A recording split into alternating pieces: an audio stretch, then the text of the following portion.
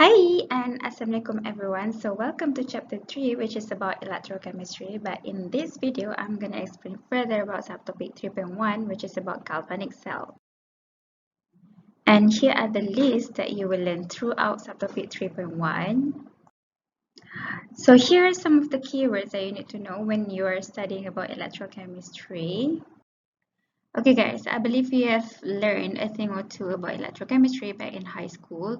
So basically, electrochemistry is a study of the relationship between electrical work and chemical change, okay? And the chemical reactions will always involve reduction and oxidation. That is famously known as redox reaction, okay? So you should know that one type of reaction will not occur without the other, okay? So kerana in a chemical reaction mesti kena ada oxidation and reduction, okay, punya proses, and they occur at the same time. So apakah oxidation ni? Oxidation ialah proses yang di mana species tu dia donates electrons, okay? So bila dia donate electrons, makanya dia akan ada increase in the oxidation number. While reduction pula ialah proses yang berlaku di mana the species gains electrons. So bila dia gains electron ataupun dia ada decrease in oxidation number. Okay, so this is just another recap as well on what you have learned back in high school. Okay, so electrochemistry ni as usual dia akan involves redox reaction. Redox reaction ialah reaction di mana involve oxidation and reduction. Okay, so you should know electron flows from anode to cathode. So it's very important for you to know oxidation happens at anode ataupun cathode. Okay, so if you want to remember it, you can just remember this: anox, red cat. Anox ni is like N for anode, ox for oxidation. So oxidation takes place at anode. While red cat ni pula, red stands for reduction, cat stands for cathode because reduction takes place at cathode. Oil rig ni pun is another keyword that you need to hafal. Okay, oil rig. OI ni stands for oxidation, L stands for loose electron. Okay, so this is one of the characteristics bila sesuatu molekul ion or atom so undergoes oxidation. Rig pula, Ri stands for reduction, G stands for gain electron. Okay, so these are all of the criteria bila a molecule ion or atoms to undergoes oxidation, and these are all of the characteristics bila molecule ion or atoms to undergoes reduction. Okay, tapi yang the famous one ialah kalau for oxidation sama ada dia lose electron ataupun akan ada increase in oxidation number. Okay, kalau macam two of the famous criteria that you should look at when you want to tell if the molecule ion atoms to undergoes reduction ialah bila dia gain electron ataupun dia decrease in oxidation number. And ini adalah contoh-contoh karakteristik yang disebutlah. Okay guys, how can you differentiate between oxidizing agent and reducing agent? Okay, oxidizing agent bila substance tu dia undergoes reduction. Okay, how can you tell kalau substance tu undergoes reduction? You ingat balik oil rig, oxidation lose electron, reduction gain electron, ataupun dia kena ada decrease in the oxidation number. So if you look at this chemical reaction, you can look at the H plus here. H plus ni dia ada reduce in dia punya oxidation number. Therefore, this H plus dia undergoes reduction process, and therefore the oxidizing agent in this chemical reaction ialah H plus. Okay. Okay. Kalau reducing agent pula ialah bila substance tu undergoes oxidation. Okay. Kalau substance tu undergoes oxidation, contohnya apa? Again, you ingat je oil rig. Kalau oxidation kena lose electron, kalau dia tak lose electron pun dia kena ada increase in the oxidation number. So if you look at this chemical equation again, you can look at zinc, dia ada increase in the oxidation number. Therefore, zinc undergoes oxidation. So once zinc ni undergoes oxidation, therefore zinc ialah reducing agent. Alright guys, so let's look at this example. Disuruh kamu consider the following balanced redox reaction, and disuruh kamu determine from this following balanced redox reaction to which species is being oxidized, being reduced, which one are oxidizing agent, reducing agent, and from which species to which does electron transfer occur? Okay, so let's look at the solution one by one just to recap everything that we have learned. Okay, basically from the following balanced redox reaction, siapa yang undergoes oxidation? It is Cl minus because the oxidation number of Cl minus increased from -1 to 0. Okay, so Cl minus undergoes oxidation. So characteristic oxidation, you ingatlah oil rig. Oil oxidation, the loose electron, sama ada loose electron ataupun dia ada akan increase in the oxidation number. Okay guys, so which species is being reduced? Okay, you ingat kembali oil rig reduction kena gain electron ataupun dia ada decrease in the oxidation number. So if you look at the full balance chemical equation just now, you should know that MnO4 minus ni dia punya oxidation number dia decrease daripada positive 7 ke positive 2. Therefore, MnO4 minus is being reduced ataupun dia undergoes reduction. Okay? And next, which species is oxidizing agent? Oxidizing agent ni ialah species yang undergoes reduction, which is in this case is MnO4 minus. Which species is the reducing agent? Okay, reducing agent ni ialah species yang undergoes oxidation. In this case, it is Cl minus, which we have solved just now. And lastly, from which species to which does the electron transfer occur? Okay, so from this case, you need to remember electron transfer daripada anode ke cathode. Okay, so kalau you nak tahu species mana transfer ke mana, okay, you should know about this. Anox, red cat. Okay, anox, red cat. Anox tu maksudnya dekat anode undergoes oxidation, dekat cathode undergoes reduction. So siapa yang undergoes oxidation? Cl minus. Siapa yang undergoes reduction? MnO4 minus. So that's why the electron will flows from Cl minus to MnO4 minus.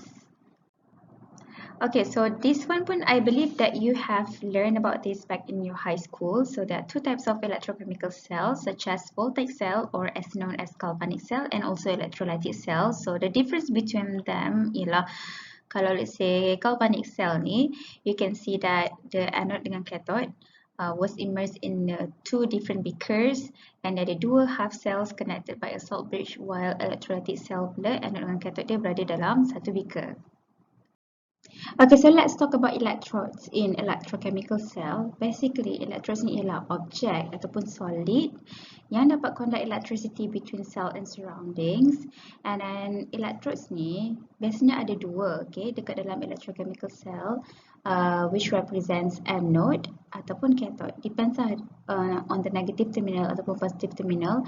And the two electrodes ni dia akan direndam di dalam electrolyte. Electrolyte tu basically ialah solution yang di dalam beaker ni, okay. And there are two types of electrodes, such as active electrodes dengan inactive electrodes. Active electrode basically involved in half reaction, contohnya zinc, copper and iron. Okay, inactive electrode ni, if let's say tak ada reaktan ataupun produk pun yang boleh dijadikan sebagai electrode. Contohnya, okay, kalau let's say kan, nanti kamu akan belajar further about SHE. SHE ni ialah standard hydrogen electrode. So kiranya, you akan gunakan hydrogen gas sebagai electrode. You bayangkan, hydrogen gas is not even a solid. So how can hydrogen gas jadi electrode kalau dia adalah gas, bukan solid? That's why you kena pairkan dia dengan inactive electrode such as graphite ataupun platinum. But usually kita akan gunakan platinum electrode lah sebab platinum ni solid kan. So basically, if let's say you gunakan, tak kisahlah hydrogen gas ke, chlorine gas ke ataupun bromine gas sebagai electrode, gas kan tak boleh jadi electrode sebab it's not even a solid, then barulah you gunakan inactive electrode to pair with any gas yang kamu nak gunakan sebagai electrode. Okay, electrolyte in an electrochemical cell ni basically is an aqueous solution yang kamu letak dalam beaker, and it is involved in the reaction ataupun dia akan carry the charge. Okay, salt bridge you basically akan nampak dekat galvanic cell. Okay, and salt bridge ni is basically is a U-tube yang diterbalikkan, yang dalam tu akan ada gel permeated with solution of an inert electrolyte such as KCl, Na2SO4 ataupun NH4NO3. But Usually you will use KCl lah. Okay, and then salt bridge ni dia akan maintain the electrical neutrality. Okay, nanti Miss akan terangkan further about this. Okay, voltmeter pula is basically adalah alat yang dapat detect voltage ataupun amount of electric current generated. Okay, so barulah kita nak masuk pasal subtopic 3.1 which is about galvanic cell ataupun dikenali sebagai voltaic cell. Okay, basically galvanic ataupun voltaic cell ni dia akan gunakan spontaneous reaction to generate electrical energy. The system does work on surroundings and it consists of two different metals yang direndam di dalam electrolyte yang berbeza. Okay, contoh aplikasi in daily life that you can see in galvanic cell ataupun voltaic cell ni ialah battery. Okay, and then if let's say you want to know which one should be in the negative terminal ataupun positive terminal, okay, the more electropositive the metal, sesuatu metal tersebut, it should be at the negative electrode ataupun it should be at the anode. And the less electropositive the metal, it should be at the cathode ataupun at the positive electrode. Okay guys, so let's go for operation of a voltaic cell. For example, if let's say you ada this kind of redox reaction equation and the question wants you to build a voltaic cell according to this redox reaction equation. Okay, first of all, you need to know voltaic cell, dia ada dua half cells. Half cell tu apa? Half cell tu ialah electrode yang direndam di dalam solution of its ions. Okay, so kat sini ada dua jenis half cell. Okay, because kita ada dua jenis species here. So, you lukis lah you punya negative electrode dengan positive electrode. Negative electrode in this case ialah anode, positive electrode cathode. Okay, you rendamkan dia di dalam dua beaker yang berbeza. Okay, so for the negative electrode, you rendam dalam beaker dia, positive electrode di dalam beaker dia sendiri juga, and then it's connected by a salt bridge, and these two electrodes are connected by a wire and a voltmeter, and you need to show the electron flows. And for your information, electron flows from anode to cathode. Okay, so if let's say you are wondering siapa yang patut jadi dekat anode, siapa patut jadi dekat cathode, you should know that the more electropositive metal, lagi dia tendency nak ke anode tu, jadi anode tu lagi tinggi. Okay, so in this case, zinc is more electropositive than copper, therefore zinc will be at the anode. And then for half cell of zinc, okay, this zinc electrode must be immersed in a solution of its ions. Zinc kalau jadi ion, dia jadi zinc 2+. Okay, so this solution kena ada ion yang mengandungi zinc 2+. Okay, so how can you get solution yang ada zinc 2+?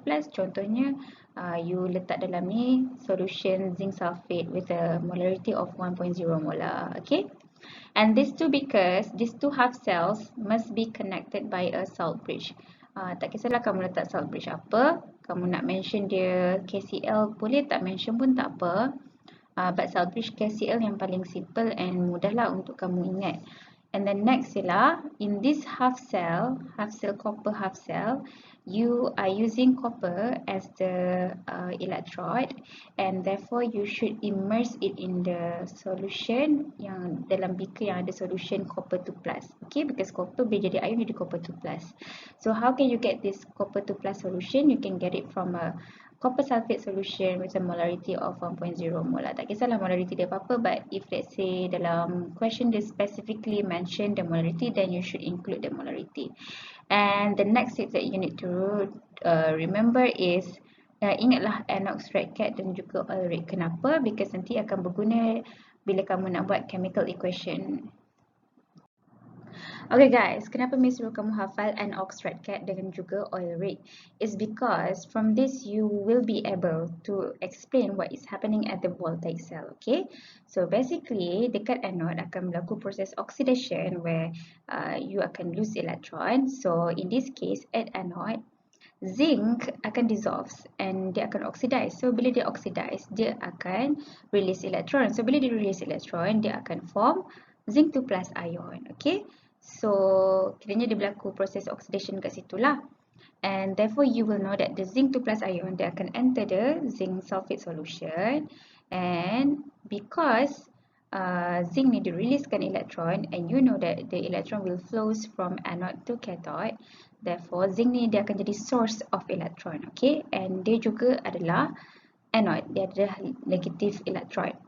Okay, next ialah after electron tu dia flows daripada anode ke cathode through wire, apa yang berlaku? Dekat cathode akan berlaku proses reduction, di mana akan reduction tu dia kena gain electron lah. In this case, copper 2 plus ions, dia akan accept the electron, kiranya dia akan gain electron untuk form copper atom.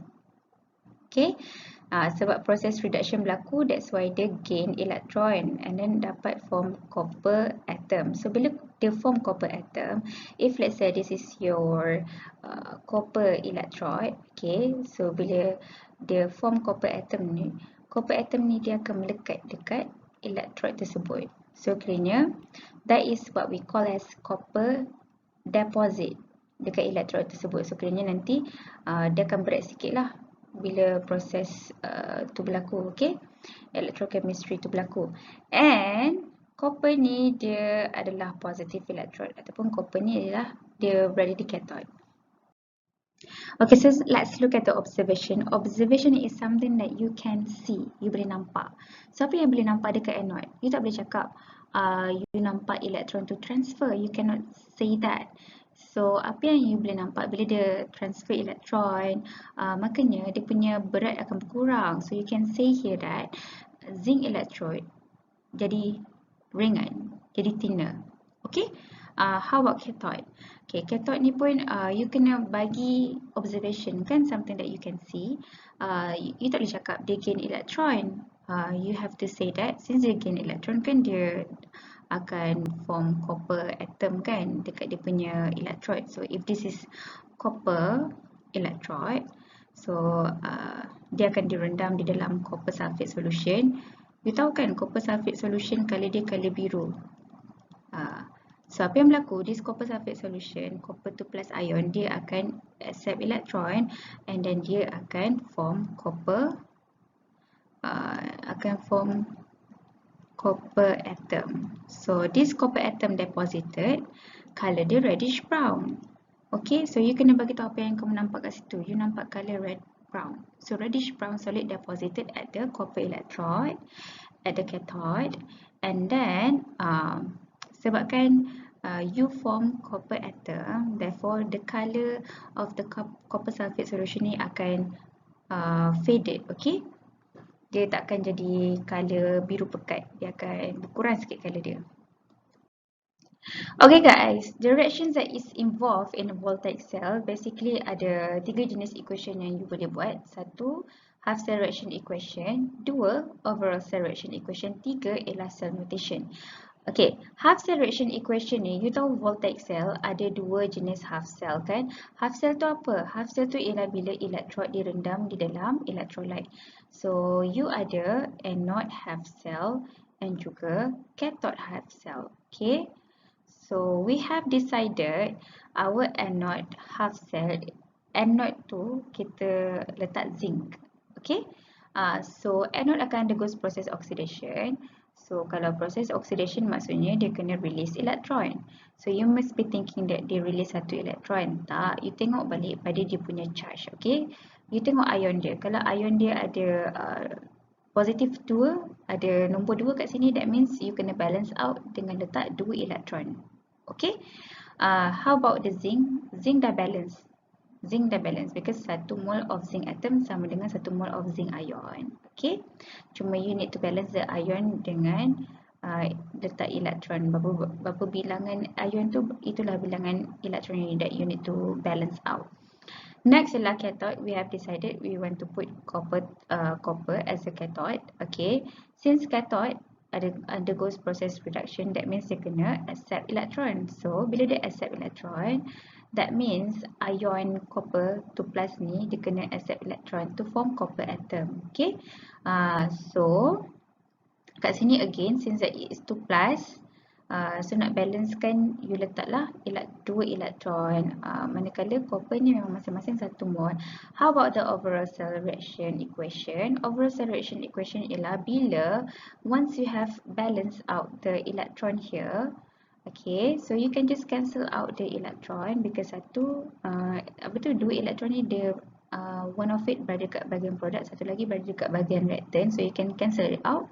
So the overall cell reaction equation you just bawa turun je apa yang left. Okay, which in this case zinc solid dengan copper 2 plus ion, and bahagian product pula ialah zinc ion 2 plus ion dengan copper solid atom.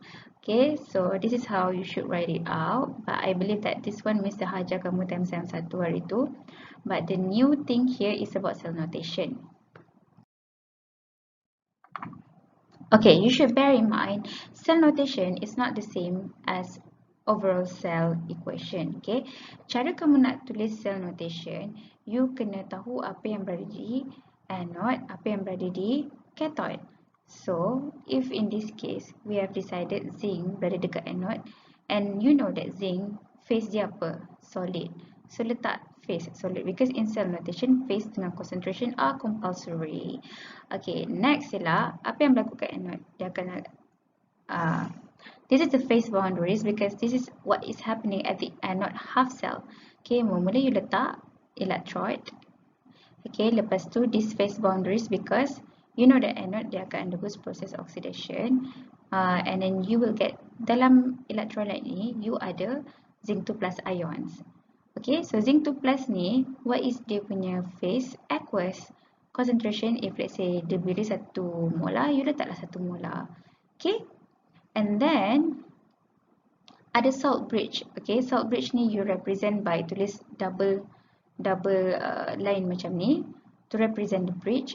Okay, and next apa yang berlaku ialah you kena letak electrolyte dekat bahagian cathode half cell.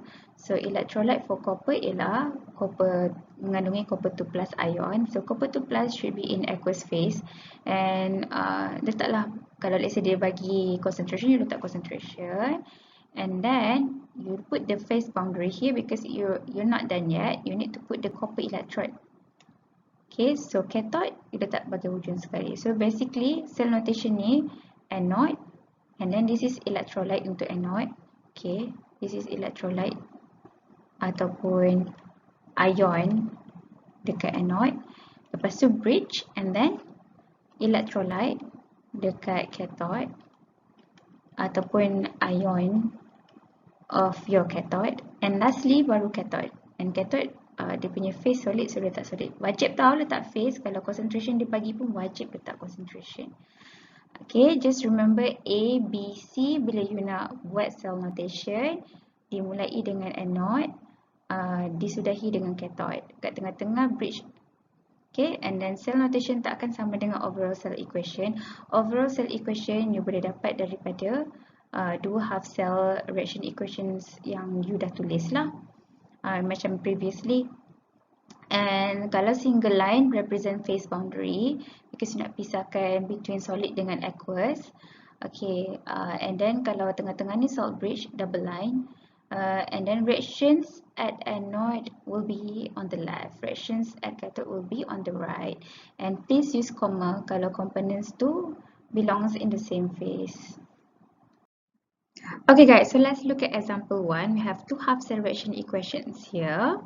Okay, di mana dekat cathode ni you ada silver, kat anode you ada copper. Alright, so kalau untuk silver ni process reduction, you kena gain electron lah. So bila you gain electron, in this case since that ion Ag ialah Ag plus positif 1 saja, so to balancekan dia punya electron, you kena add satu saja electron. Okay, to balancekan dengan positive charge of the Ag here. How about anode? Undergoes oxidation, so kiranya dia kena release electron. So copper bila release electron, dia akan menghasilkan copper 2 plus ion. To balance out the positive 2 charge here, you need to put 2 electron. Okay, but sekarang ni how can you get the overall cell reaction equation if let's say electron tak balance? So you need to balancekan the electron. Untuk balancekan dengan electron, you kena kalikan half cell reaction of the cathode by 2. So bila you kalikan by 2, you akan dapat the new half cell reaction equation untuk cathode. Okay, which you will get 2 Ag plus aqueous plus 2E and then 2 Ag solid. And after that, barulah boleh cancel out the electron and akan dapatlah overall cell reaction equation. Persoalan kat sini, macam mana you nak build the cell notation? To build the cell notation, you must remember before this, you kena ingat A, B, C. A apa? Anode. So what is happening at anode? You kena letak kat depan tu electrode. Electrode dia you letak copper solid kan? Lepas tu electrolyte dia copper 2 plus ion in aqueous form bridge. And then you kena letak apa yang ada dalam electrolyte of your cathode. In this case, electrolyte of your cathode ialah ion Ag+. And then at your cathode you letak Ag solid. So, kan you dah balancekan atas ni. You must be thinking that this is a cell notation. No, okay, wrong. So macam cell notation ni, dia kan mesti bagi tahu cell notation tak sama dengan, okay, will not be the same like the overall cell reaction equation. Overall cell reaction equation mesti you kena letak yang balance punya kan. Cell notation, you kena letak yang ori punya. Okay, ori. Kiranya you jangan balancekan lagi. This is wrong, so this is the correct one. Okay, so the correct one you should see here, you tak letak 2 pun kat depan silver ni. So macam itulah kamu patut tulis. Alright, so let's look at example 2. Okay, diberi this kind of cell notation. Dia suruh kamu tulis the half reaction equation yang berlaku dekat anode, cathode, and also the overall cell reaction equation. So kalau let's say you nampak cell notation, you ingatlah A, B, C. A, B, C tu apa? Anode, bridge, cathode. Okay, anode in this case zinc lah.